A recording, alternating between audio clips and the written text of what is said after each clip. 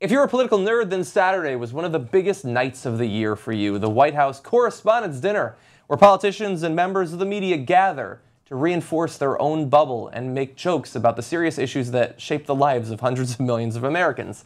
But with that said, there were some good lines this year. Let's jump to some of Barack Obama's greatest hits. Welcome to the White House Correspondents Dinner, the night when Washington celebrates itself. And welcome to the fourth quarter of my presidency. That was Michelle cheering.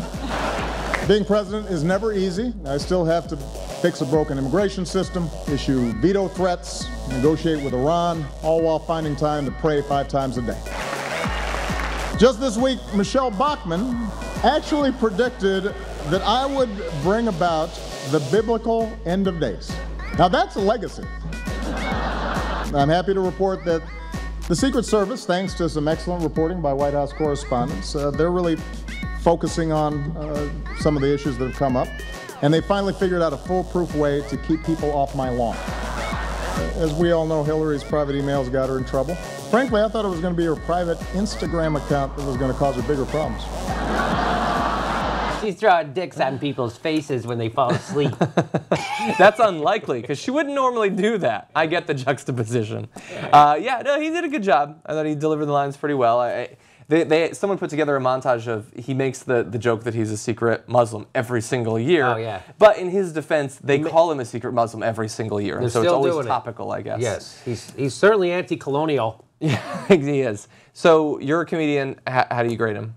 I've always said Barack Obama gets an A+, and I don't envy the comedian who has to follow him because he nails it. I mean, he nails it. I mean, he is probably our best orator as a president that we've ever seen. I mean, people say Ronald Reagan was a great communicator. I don't see it. He was just an empty vessel. But, you know, if you could stab Ronald Reagan with an ice pick when he was reading his speeches and he wouldn't feel it.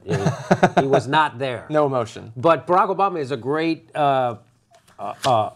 orator, and he really knows how.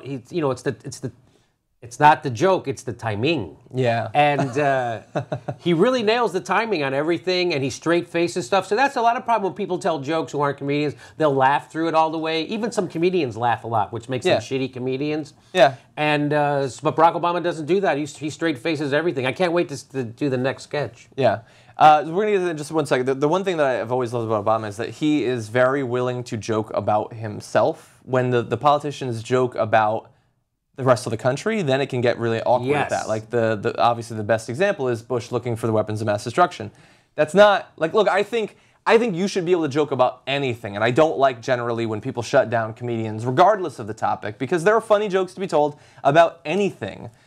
But the weapons of mass destruction, like, dude, that was you. If Louis C.K. wants to make a joke about that, I'll allow it. If Jimmy Dore wants to joke about it, I'll allow it. There you go. You went to war over the weapons of mass destruction. Yes. But anyway. If I invaded a wrong country and lied my country into it to profit my oil buddies, it would be in bad taste for me to then make jokes about it. And you did that with Syria, but you don't joke about Syria. I don't make jokes about Syria. Clean slate. Thank you, John. Yes.